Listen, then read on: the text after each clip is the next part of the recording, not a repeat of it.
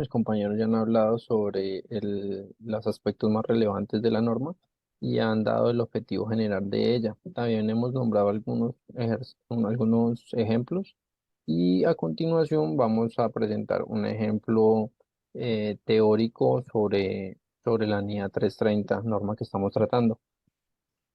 Entonces vamos a ver un ejemplo real aplicado pues, a la NIA 330, donde podría ser una auditoría de una empresa, de un sector financiero. Pues durante el proceso de la planificación de la auditoría, el auditor identificó ciertos riesgos significativos que podrían afectar la información financiera de la entidad. Estos riesgos incluyen el riesgo de fraude en la información financiera, el riesgo de incumplimiento de la norma y regulaciones y el riesgo de inexactitudes en en la valoración de los instrumentos financieros. Mi compañera Viviana nos va a profundizar un poco más sobre las conclusiones y los aspectos importantes de este ejemplo. Bueno, buenas tardes. Mi nombre es Viviana Guasá. Entonces voy a dar como los aspectos que se van a cumplir o los requisitos dentro de esta NIA 330, el ejemplo pues que acaba de dar mi compañero Brian. Eh, pues uno es que se evaluó la importancia de los riesgos identificados y se diseñó procedimientos de auditoría específicos para hacer frente pues a estos riesgos. Por ejemplo, el auditor decidió aumentar el alcance de las pruebas de cumplimiento normativo y regulatorio y realizar pruebas adicionales de la valoración de los instrumentos financieros. Otra es que documentó la naturaleza, es decir, el momento y la extensión de los procedimientos de auditorías planificados, así como las razones para realizarlos. Esta documentación incluyó un memorando de planificación detallado que describía pues, los riesgos evaluados y las respuestas como tal del auditor.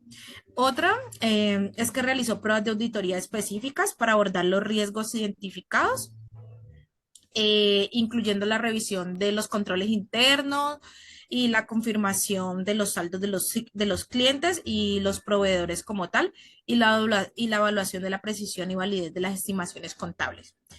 Por último, pues evaluó las conclusiones obtenidas a partir de los procedimientos de auditoría realizados y consideró la necesidad de realizar pruebas adicionales o modificar la naturaleza, el momento y la extensión de los procedimientos de auditoría planificados. En resumen, como tal, pues de este ejemplo, este ejercicio aplicando la NIA, pues 330, permitió que el auditor diseñara y realizara pues procedimientos de auditorías adecuados para abordar los riesgos como tal identificados, lo que permitió tener una evidencia suficiente y adecuada para respaldar su opinión sobre la información financiera de la empresa y los servicios financieros auditados. Continuamos. Bueno, pues ahora vamos a tratar los aspectos claves para seguir comprendiendo mucho más a fondo la norma, la NIA 330.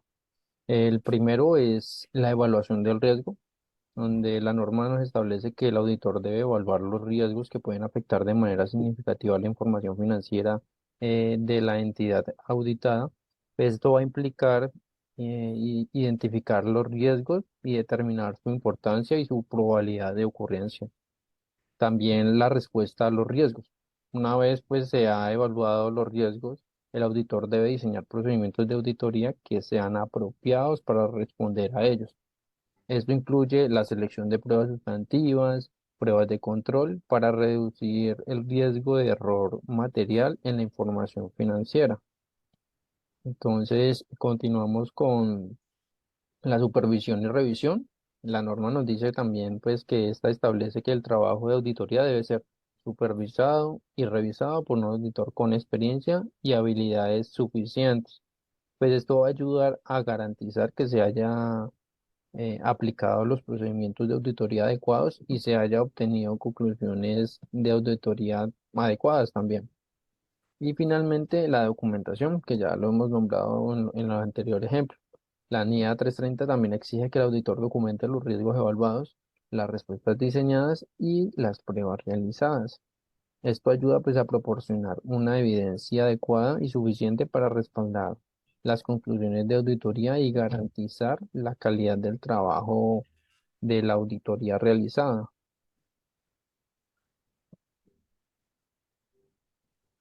A continuación, vamos a hablar sobre los procedimientos de auditoría para el riesgo valorado de incorrección material.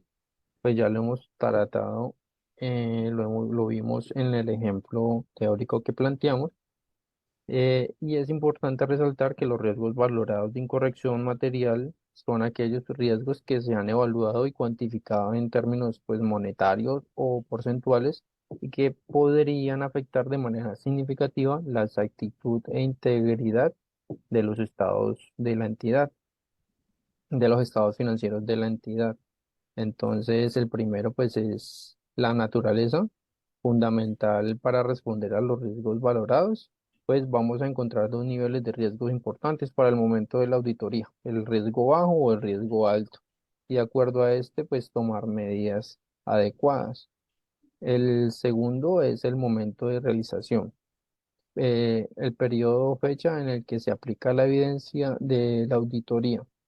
Las pruebas se pueden realizar en varios momentos, como por ejemplo en la fecha intermedia, en el cierre del ejercicio o en momentos posterior del cierre. Los factores a tener en cuenta para el momento de aplicación del procedimiento son los riesgos de incorrección material, anticipación de en cuestión significativas en la auditoría y y el tipo de entorno de control.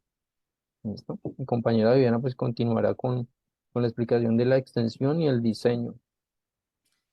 Bueno, en cuanto a la extensión, pues nos indica que es el volumen cuantitativo como tal de de lo que ha de realizarse en la auditoría con la NIA 330, ¿sí? Aquí pues se debe tener en cuenta la importancia relativa, el riesgo valorado y pues el grado de seguridad de la misma. Y por último está el diseño que establecen pues la claridad entre los procedimientos de auditoría posteriores y valoración del riesgo de la NIA 330.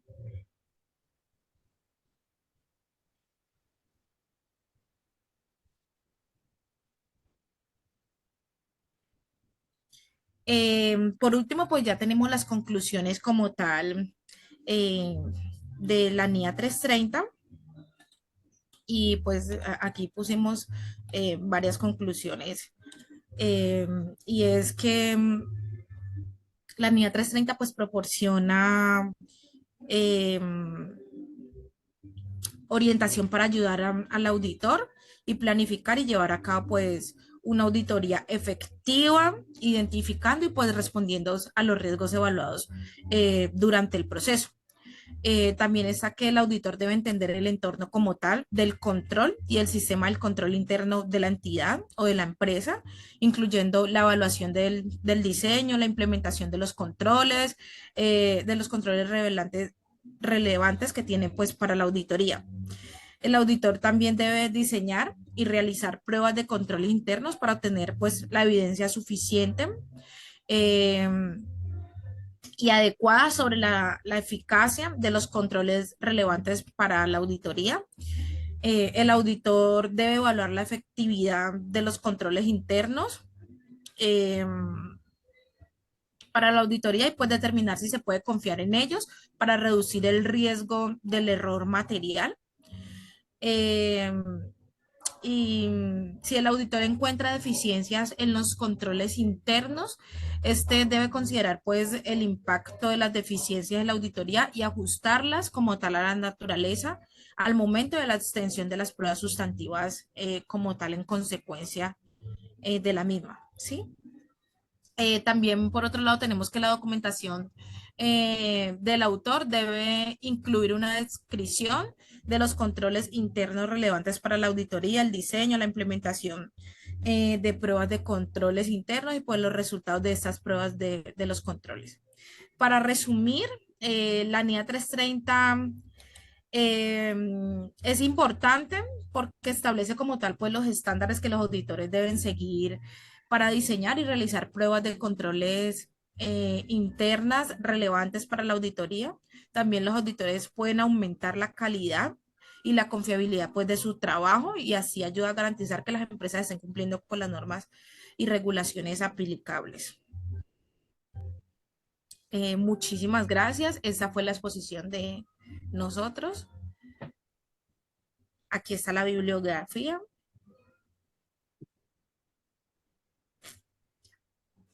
Finalizamos con ello.